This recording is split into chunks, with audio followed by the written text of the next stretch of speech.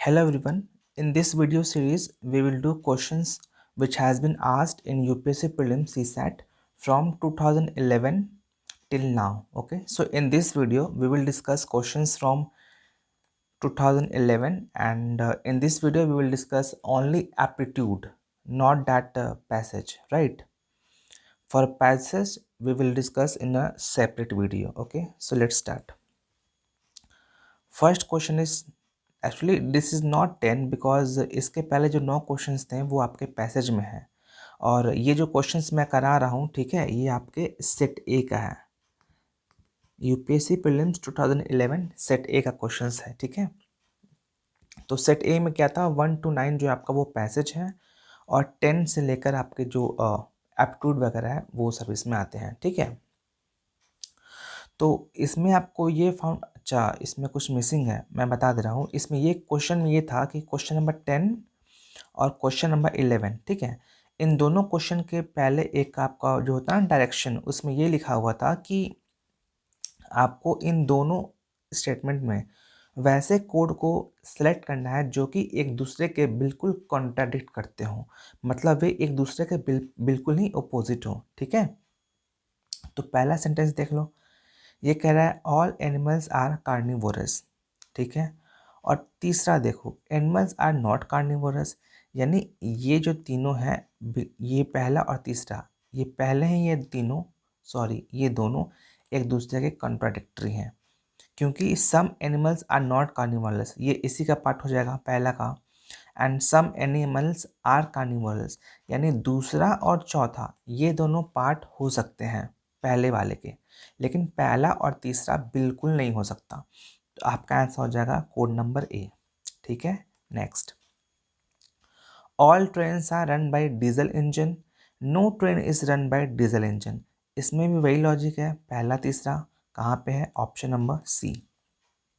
Next, consider the 4H pyramid given below ABCD, ठीक है, which one of them indicates the declining population.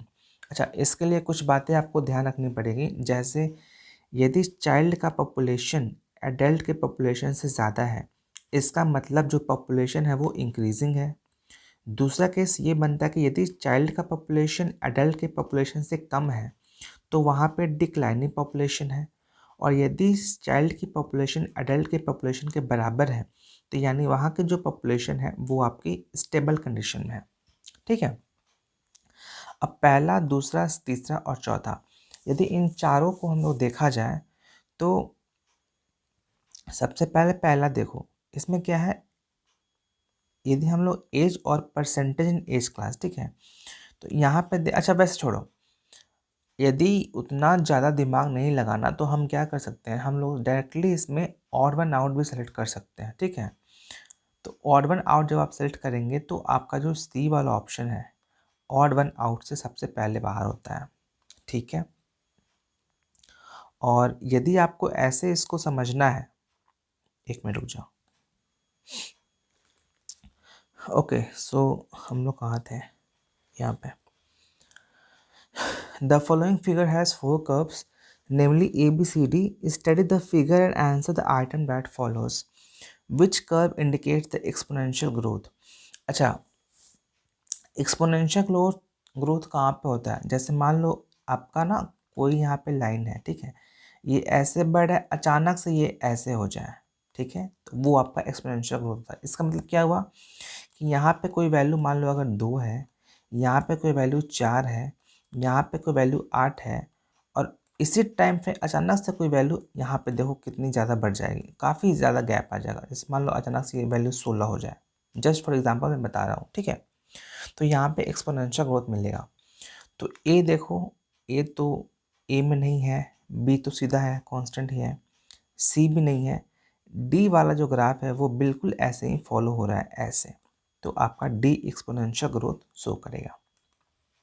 6, इसमें क्या कह रहा है, with reference to the above graph which one of the following statement is not correct. Okay,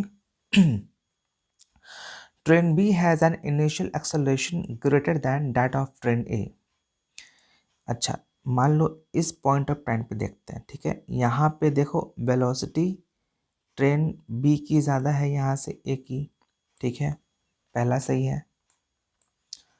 train B is faster than train A at all times, quite obvious है।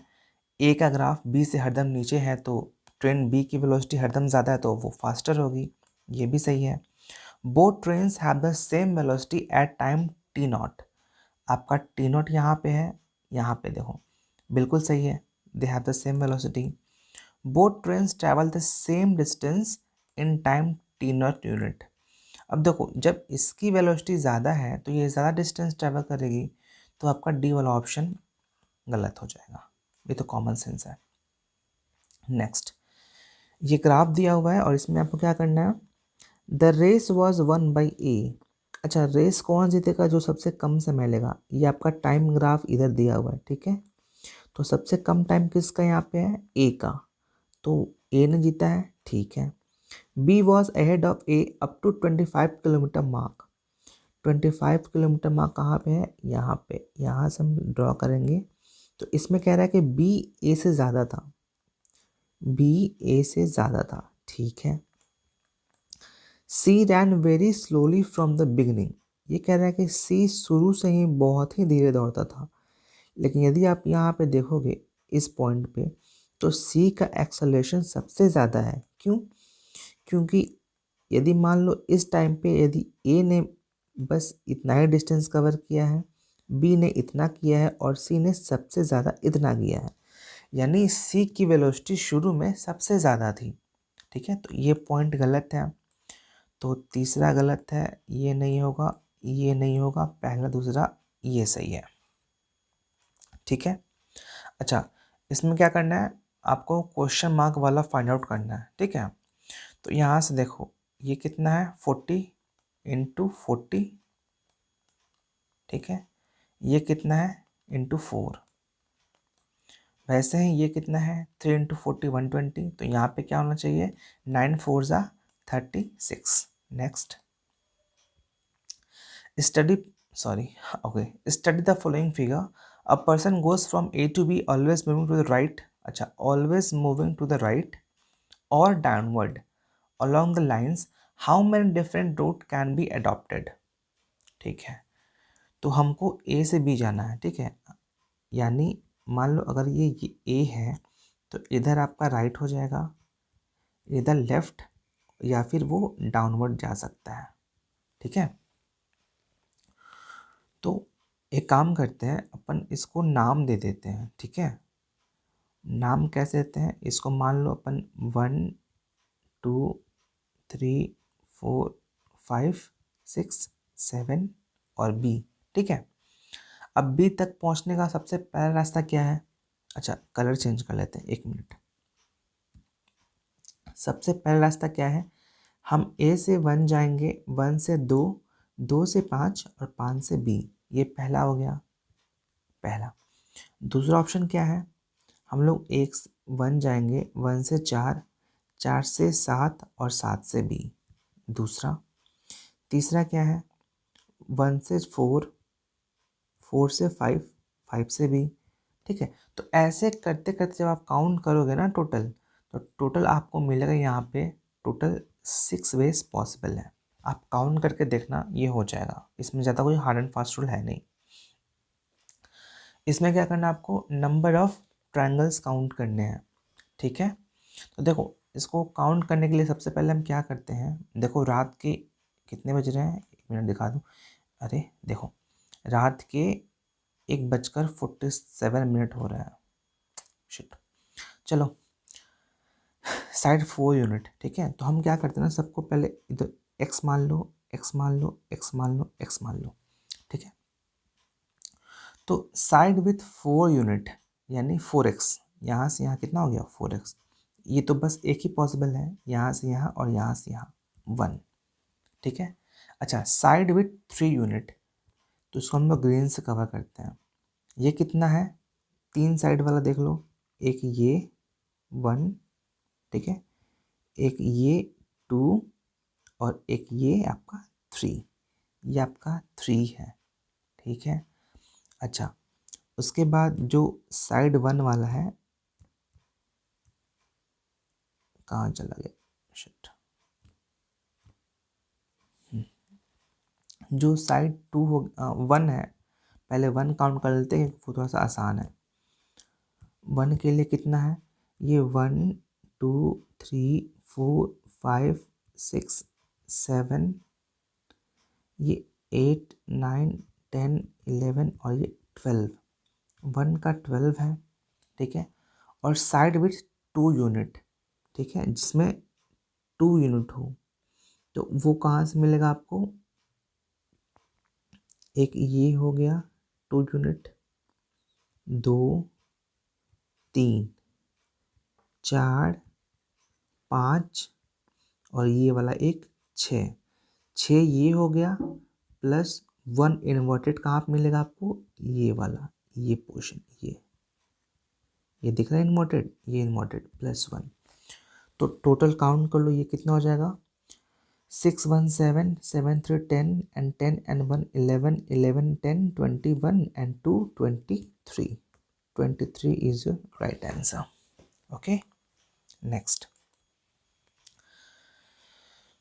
इसमें कह रहा है कि there are 4 routes to travel from city A to B, ठीक है, ये ए हो गया, ये बी हो गया, यहाँ 4 रास्ता है, 1 2 3 4, okay, and 6 routes from city B to C, B से सी जाने के लिए 6 रूट है, 1 2 3 4 5 एंड 6, 6 को अपन ऊपर ले लेते हैं, 6. So how many routes are possible to travel from the city A to city C? A से C जाने में आपको कितने पॉसिबल वेज हैं, ठीक है। तो यदि हम फर्स्ट रूट को फॉलो करते हैं, इस वाले को, ठीक है, जैसे यदि मान लो हम इस वाले को फॉलो किए, A से लेकर B आए पहला, तो फिर B से C जाने के यहाँ से कितने रास्ते हैं, 1, ये 2, ये 3, ये 4, ये 5 और ये 6, यानी यदि इस वाले रास्ते से जाएंगे तो मेरे पास 6 ऑप्शन है। सिमिलरली यदि हम दूसरे रास्ते से जाएं, इस वाले से, तो यहाँ भी तो 6 ही ऑप्शन मिलेगा ना अपने पास, ये 1 हो जाएगा, ये 2, ये 3, ये 4, ये 5 और ये 6, तो यहाँ भी 6 है, ठीक है, यहाँ भी 6 होगा, यहाँ भी 6 होगा, टोटल कितने हो गए आपके 24, ठीक है। तो 10 क्वेश्चन हो गए और बाकी क्वेश्चन अपन अगले क्लास में डिस्कस करेंगे, ठीक है।